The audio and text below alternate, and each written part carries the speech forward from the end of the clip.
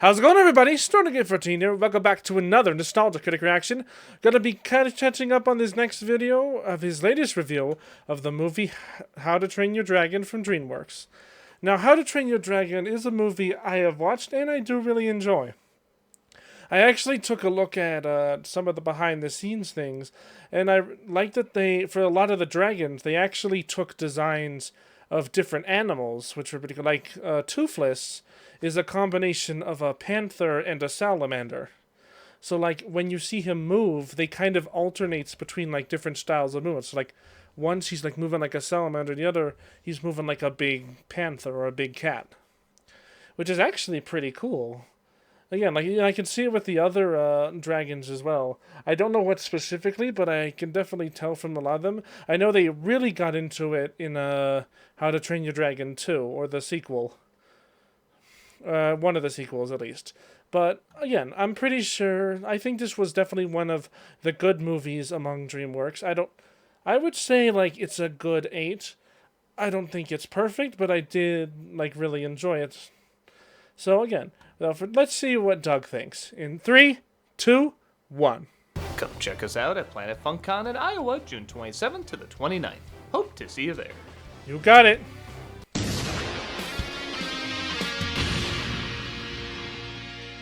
Woohoo! Alright. A studio shutdown, or showdown. Hello, I'm Corey last name. And I'm Jill, other last name. Today we revisit a rivalry as old as time itself. That's right. DreamWorks the ongoing and often Disney? petty Yep. rivalry between two major studios, DreamWorks and Disney. A rivalry so desperate they even split one of their chairmans. Jill, who do we know for sure started this rivalry? Well, it's hard to say. The chairman who fire quit said he brought his idea for a bug movie with him. Right. But Disney made one regardless. Who would you say won this round? Well, A Bug's Ants. Life pulled a Hitchcock and made an entire generation afraid of birds. However, Ants was released first, so I guess the point goes to DreamWorks. Ah, yes. And what about the second round when they both released underwater comedies? Here the point Oh, definitely definitely goes to Finding Disney, as Nemo. Finding Nemo is considered an Sorry, but Shark Tale, well, I know some people like it. Honestly, I don't think it's that offensive as people say, but I definitely think Finding Nemo takes the cake here. Sorry. animated classic. While Will Smith Fish is now considered one of the 4 horsemen of the apocalypse. However, Disney wouldn't have the same luck with their wild animals back in the Oh, wild. no way. Indeed, Madagascar had 3 movies to follow. And the wild doesn't even show up on IMDb's drop-down search. Again, though, Disney does make a little bit of a comeback with their mermaid movies. Correct. We had 2 mermaid movies come out the same year. One eventually ended up turning a profit. I've seen neither one of these, but considering the live-action remakes and how they've been, it's no surprise this hasn't done well. I personally think I've never seen a Teenage Kraken, but so I can't debate here. But I would say by default, though, knowing the live-action remakes and the few I've seen, I think the point goes to DreamWorks. And the other one exists. So it looks like both studios are neck and neck. Ah, but DreamWorks has caught up to Disney's disappointment with a desperate attempt of their own. That's true. Oh, no. DreamWorks is trying to destroy their animated legacy with their own live-action remakes. Granted, DreamWorks is yeah. 20 years late to the cinematic slaughtering of brain. Well, to be fair, I did see this. I am hoping DreamWorks will succeed where Disney fails at these. Because, again, I do think it's possible to make a good live-action remake. It's just they go about it in the most obviously wrong way possible. But I'm hoping, but considering how they're talking, it probably didn't go too well. But I have confidence in DreamWorks can improve where Disney fails. Cells, but they hope they can cash in the same way Disney did. The key word being did, as Disney has 2 live-action remakes this year, and the first one seemed to lose more money than you did on your gambling debts. My personal life is none of your business, Jill. Well, when the mafia the asked me Minecraft for your movie did address, better I'm than making you. my business, Corey. Did you give it to them, Jill? Sleep with one eye open, Corey. Regardless, DreamWorks is hoping it can have the same success with a remake nobody asked for. Even going so far as getting the director of the original to direct the remake. Which is why this live-action remake of an animated film looks like an animated film. But at least it's not a cartoon, because cartoons are for babies and live action is for grown-ups. Agreed. No. No child should have to see these uncanny valley nightmares. That's also why they have to spell out that fairy tale. Honestly, adults should not have to see that either. You should give both kids and adults good quality animation or live action stuff. But but no, they refuse to do it. Shouldn't be taken literally, because Disney thinks grown-ups aren't aware of that. And hopefully How to Train Your Dragon will successfully join that pandering mindset. It better. DreamWorks already greenlit a sequel before this one comes out. Will What? it have the same shot-for-shot nostalgia That's baiting pretty as bold other of lazy you. installments? Hard to say. Really? No, of course it will. With Chris Sanders getting the biggest paycheck for the easiest summer job ever. So who do you think will win this round, Corey? Well, that's the twist, Jill. All of us lose this time around. But at least we won't have to lose watching cartoons, because that's baby stuff. Childish baby stuff. Now let's continue to watch these clearly non-animated creations like proper adults. That's good emptiness. I told you to stay out of my affairs, Jill. That was a response to this creative bankruptcy, not your cries for help, Corey. Either way, I feel like crying now, Jill. Bury it inside yourself, Corey. Got it. You guys need help. Alright. Wait, so are we going over the animated Now one? DreamWorks is joining the fad of pointless live-action remakes. I guess anything is possible, and maybe it'll be good, but it sure doesn't look good. But with the other... Really? Really? Honestly, visually it looks fine to me. The designs they made for Toothless feel good enough for what it is.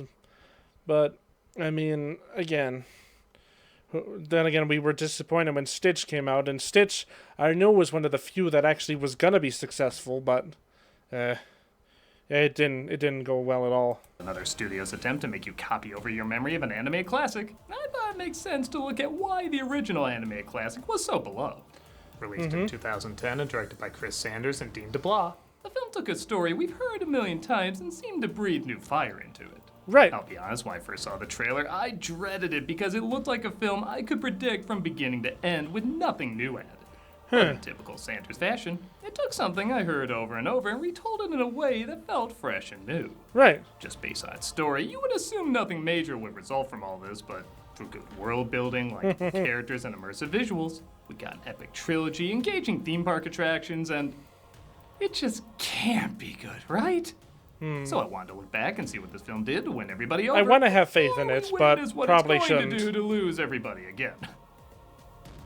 Because if there's anything I know, it's how studios love to find a comfort zone. Coming up next on Disney vs. DreamWorks, sequels. Please set aside 12 hours for our coverage. No. Let's take a look at the original, How to Train Your Dragon. I'd rather eat my shoes. It opens with a Ray Romano balloon being given more helium. We have fishing, hunting, and a charming view of the sunsets. Actually, that's Hiccup, played by Jay Baruchel. And Right. yeah, I've made fun of this guy's voice before, but he really does have a lot of talent when properly utilized.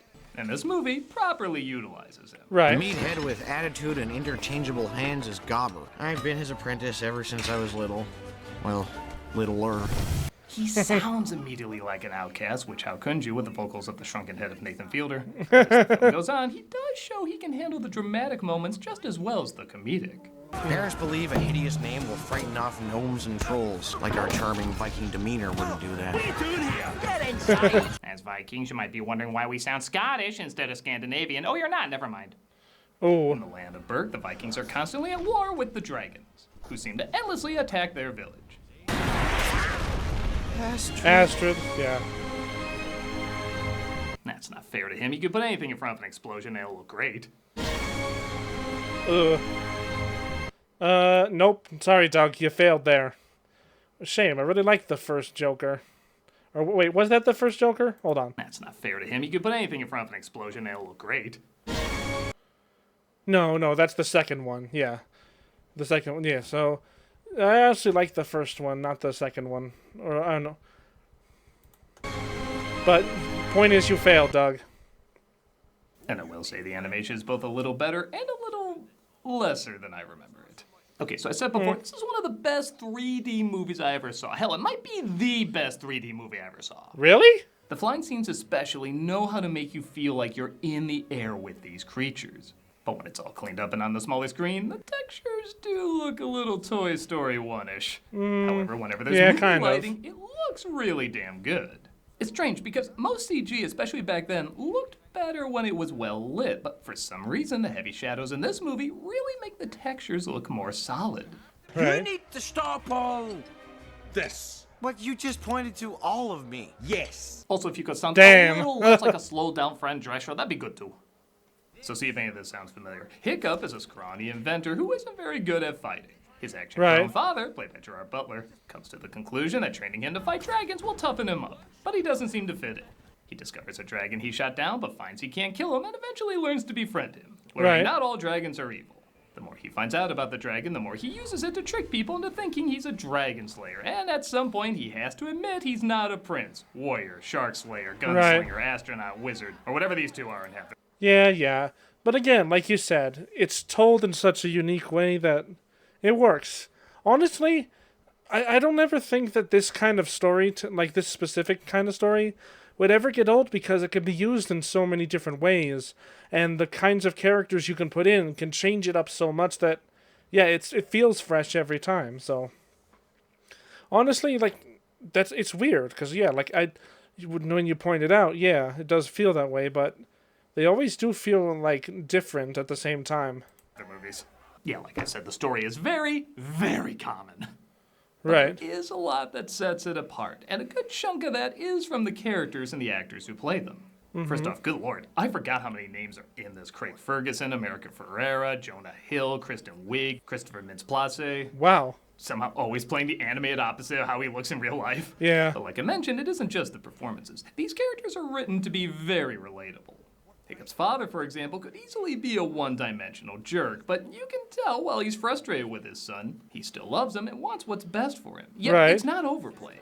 Even as a boy, I knew what I was. Hiccup is not that boy. You can't stop him, Stoic. You can only prepare him. Even Gobber, who Hiccup works for him, would usually just be throwaway comic relief, has a lot of moments where you can tell he really does care for him.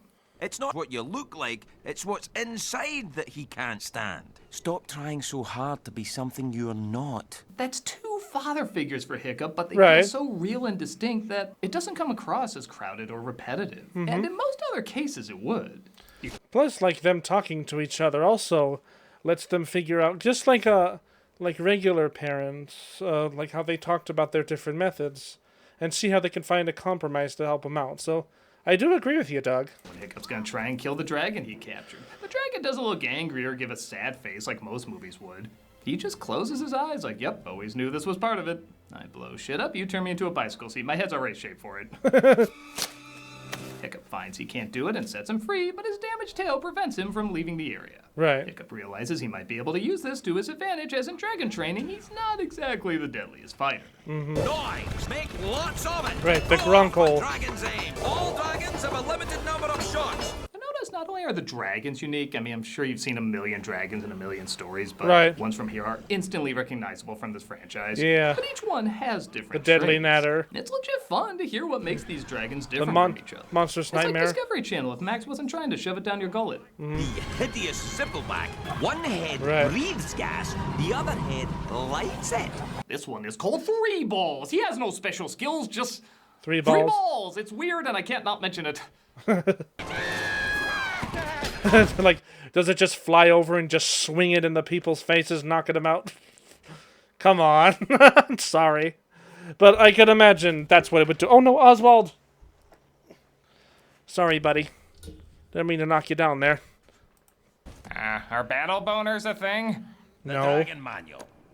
Everything we know about every dragon we know of. He studies Tobin's Dragon Guide and has a nice touch. The more immersed he gets into studying dragons, the more immersive the book literally becomes. Seeming to come to life, the more he discovers. On that note, Hiccup does discover more about his new dragon friend, who he names Toothless, seeing how He's he got can hide his retractable at any teeth. moment. Toothless, like the other dragons, is a really great design. It's like he's half salamander, half cat. They combine so many... That's exactly what they said he was. That's specifically, Doug, what they said he was. He was half salamander, half cat. Because they said they designed the dragons to be a combination of 2 different animals or 3 different animals. And basically they alternate like what kind of behavioral patterns they have. And they managed to make it mix together really well. Animals in this one beast, yet he still moves in a distinct way you feel like only this creature would move. And honestly, I never put together how similar the outline of his face is to Stitch. Another creation from this directing duo. That actually is kind of interesting. Oh yeah, and he can draw. Great visual storytelling. Hiccup learns more about how Toothless thinks and communicates. and every step of the way feels believable given the world and environment they've established. And you're immediately sucked in because at the same time Hiccup discovers something new, you're discovering something new. Like, you're learning these neat facts with him, sharing in his excitement. Which is so much more interesting than let me tell you in 5 paragraphs how this works. Okay, I will admit, that is something Interstellar did, but Interstellar was still really good, I think. In probably the film's most famous scene, Hiccup puts out his hand, hoping he earned his trust, and Toothless allows himself to be pet. Let's see what that means. I'm now pregnant with his child. What? Ew. Hiccup makes an artificial tail for Toothless, Why'd you do that? so getting it on him is not the easiest task. Whoa! Right. Oh my, it's working! Something DreamWorks usually knows how to do well is shooting its films for 3D. Yeah. Even in something like B-Movie, as much of the character as possible is usually kept in the middle of the screen. So when you get a flying sequence, you really feel like you're flying with them because very little of them is cut off. Right. And honestly, even watching it in 2D, it's not a bad way to frame your shot. It does keep it visually interesting. Right. Even little details like Hiccup making a cheat sheet for how to operate the tail. That's not something that's needed. You could just say he figured it out, but it makes the training process feel more real. A kid would have a cheat sheet. And yeah, like I said, And he makes a harness so that he doesn't fall off they the allow dragon. just the right amount of time to hold on these shots where you feel like you're flying with them without holding too long on them to feel distracting. Right. It is legit hard not to hold my hands up like I'm on a roller coaster during this shot. Oh, yeah. Yeah, it really Even is the good. actual How to Train Your Dragon roller coaster, I don't think will feel as much as a roller coaster as that one shot did. Ew.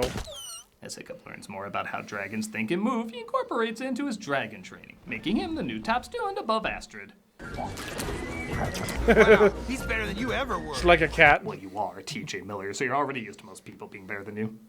Damn. When his father returns from a voyage, he's shocked to discover Hiccup's amazing accomplishments. With you doing so well in the ring, we finally have something to talk about.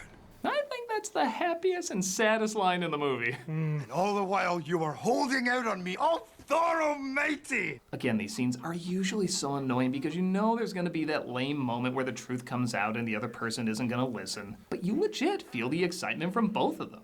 Hiccup Right. finally being able to relax with his father, and his father feeling like he doesn't have to worry about his son anymore. He's gonna be okay, they can just connect.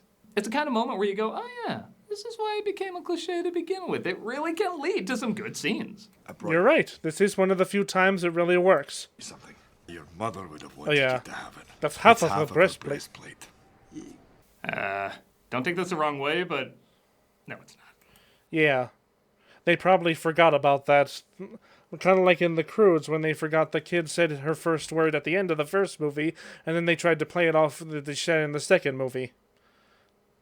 Actually, wait, was DreamWorks did DreamWorks make The Croods? Hold on.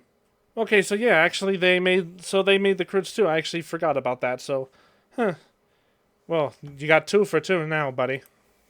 When Hiccup is picked by the Elder to be the dragon killer over Astrid, yeah, a lot of info was given about this Elder and her role in this world. I know nothing about this character, forgot she was in the movie. Astrid finally follows him to get some answers. That's for the lies. And that's for everything else. Oh yeah, well this is for looking like Girl Dewey from Malcolm in the Middle. Yeah. Toothless discovers her, and at first he's like, hey, Hiccup's my date. And now the spinning. Thank you for nothing, you useless reptile. Disney's reaction after releasing any movie about a dinosaur. Yeah. Oh, The Good Dinosaur I was very disappointed in. They eventually warm up to each other as Toothless sees she's not a threat and takes her on an amazing flight through the sky. He's even nice enough to turn day to night, diving from above the clouds to above the clouds again. Yeah, that was weird. Toothless, what's happening? You could argue she flew into Pulled into space. almost a hypnotic trance, though, as it looks like the majority of dragons are instinctually drawn to steal food for one giant dragon. And if they don't, they get eaten themselves. Like that. That sick part of me that loves it when a kid's film shows a cute, cuddly little character getting destroyed. I don't know if you call a Gronko cute and cuddly. I mean, it's kind of like Pug vibes, where like it's so ugly it's ironically cute.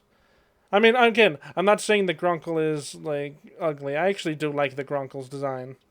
So, but I don't know. I still think it's kind of like that pug kind of cuteness, where like it's like ugly cute.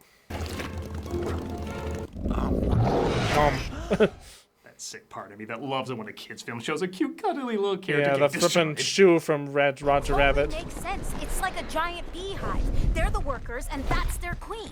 It controls them. Yes, it totally, kind of, maybe makes sense. It makes sense, Doug. Doug. This big bad dragon that well, and I will admit it's probably the weakest part of the film. They want Really? you to like both the dragons and the Vikings, yet they still have to have the Vikings fear the dragons, so I guess this was their best workaround.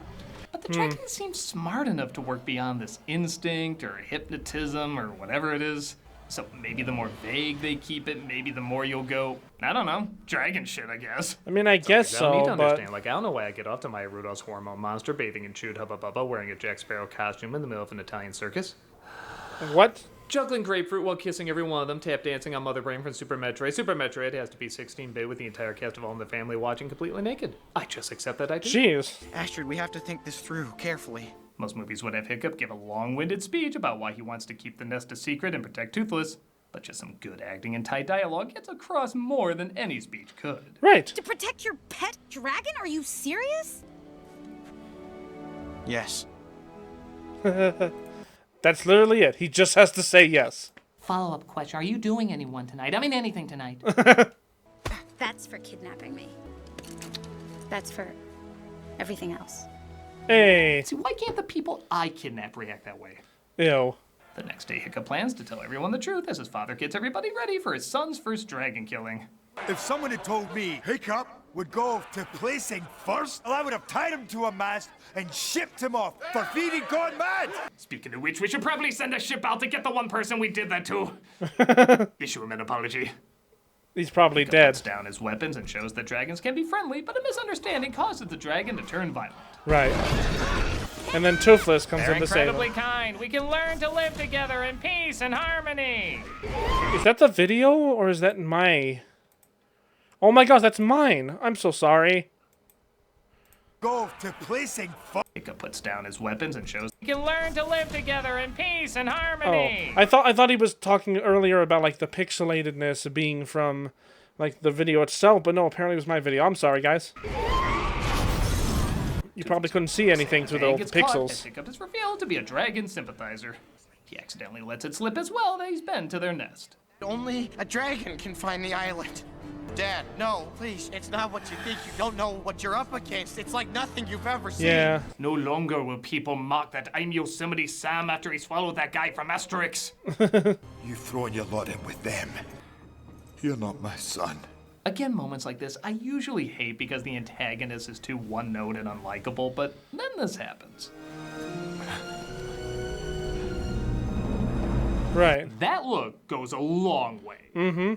It's a look that doesn't come out of nowhere either. You can see the same guy at the beginning of this movie have the same reaction after seeing that. If anything, the fact that he has gone through such a roller coaster and how he sees his son makes this reaction more believable. Right. People think the big difference between an epic and an adventure is big battles and explosions, but it's not. It looks like that. Yes. Subtlety is more than enough. It's what you need in movies nowadays. The problem is people keep they keep hitting the hammer too loud, and then it makes it less memorable. You keep beating you over the head with stuff, is what I'm trying to say. Being subtle about it, and showing like small things like this, letting the characters actually be characters and feel what they feel, is what makes a movie really good, and is what can make a typical trope that people don't like, likable. Also, it's good dialogue like this, after Hiccup's father harnesses Toothless to find the nest. Why couldn't I have killed that dragon? Why didn't you? I couldn't. That's not an answer. I wouldn't kill a dragon. You said wouldn't that Yeah. time. I wouldn't. Well, I certainly wouldn't say this film relies on its dialogue. It is nice to know it's still really good. Mm-hmm. The scene even ends on a good line. What are you gonna do about it? Probably something stupid. You've already done that. Then something crazy. What about smart? Are we out of smart? Yeah.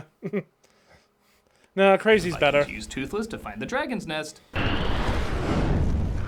That's a cool shot. And this summons the Queen Alpha Dragon Lord, whatever. It's fine, Doug. It's the alpha. Even the design of this thing is kind of weak. What do you mean? Yeah, it's big, but it looks like an underwater dinosaur you'd find in Pac-Land. I don't get rid of all dragons, really. You're gonna need something to help you hold. Well, I mean, considering like it's in an underwater, or it's like in a cave underground, kind of underwater. I don't know. Hold on. Hiccup teaches the other kids to ride the dragons, which took him weeks to learn, but I guess seconds to teach, and they fly in trying to save their army. Every bit the boar-headed, stubborn Viking you ever were. Again, the expressions like, on yeah. Hiccup's father adds a lot. I could easily see a version where he goes mad with vengeance and keeps trying to attack, but once he sees the size of their enemy, he immediately knows Hiccup was right and they can't win this. The look he has when he sees the kids saving the day riding the dragons, as well as him choosing to save Toothless from drowning, does believably show how much the character has grown, even in such a short amount of time. Again, little but poignantly precise moments can add so much more than pages of dialogue. Yes. You don't just verbally barf exposition. You show it. Again, actions speak a lot louder than words. Like, how many times have we heard the line, "I'm sorry for everything. I'm proud to call you my son"? We've heard that line so many times in movies, it means practically nothing. Yeah, Look how but meaningful here... those lines are acted and animated here. You can tell this is the first time he's ever said these words, and he means every one of them. Right. I'm sorry for everything. I'm proud to call you my son. I'll sing you a ballad when you return. That's okay, Dad. I've heard you. That's okay, Dad. Oh, really? He was the Phantom? Toothless and Hiccup figure out the dragon's power source and blow it up, causing him to, well, also blow up. Hiccup saves the day, but not without a price. Right. He loses his foot.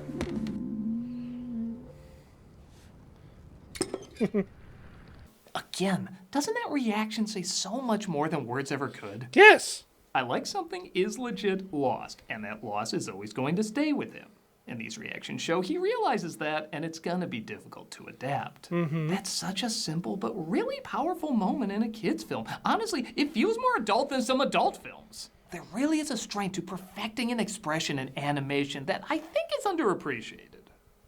With that said, we do get an overall happy ending as the wicked dragon's dead, and the rest of the flying reptiles live happily with the Vikings. Right. While other places have ponies or parrots, we have dragons. Yeah, not sure what killing their leader did to their instinct. I mean, how do bees react if their queen is destroyed? And was that... Well, actually, a lot of bees will actually try to kill their queen if their queen isn't doing a good job. So, honestly, this makes sense. Their queen was too demanding, and so they killed them for it. Their queen? Did she lay eggs? Did she just threaten them? Was it even a she? Their psyche could have been damaged beyond repair and we wouldn't know it. Oh well, I look forward to not answering these questions in the sequel, but at least our storyboards can be reused in the near future. And that was, like I said, gotta be better than what we're about to get. Yeah. Honestly, after what you just showed, after what you reminded me, yeah, that's... I don't think this is ever gonna compare to the original, ever. Again, I haven't seen it yet, so time will tell, but either way, this film took a lot of familiar elements and retold them in a way that, okay, isn't that new, all things considered, but it's just done really, really well. It's the cheeseburger from the menu. It's not doing anything that groundbreaking, it's just really damn good. Right. The characters are relatable, the visuals immersive, the emotions are strong, the animation is expressive, and the story knows when to be detailed and when to be simple. Like I said, the vagueness of how the main dragon works is still the weak point, but measured against everything else, it does little damage. The smart direction mixed with good pacing and stellar animation is what turns this from an overdone story to a unique experience that people keep coming back to. Whatever's in store for this franchise, good or bad, we all know it hatched from a very special beginning. I'm a nostalgia critic, guy, remember? So you don't have to. Good to hear, Doug. It's not what you look like, it's what's inside that he can't stand. This month for cameo.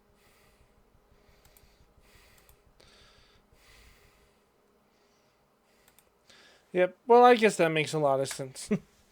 Yeah, I'm glad to hear Doug likes it.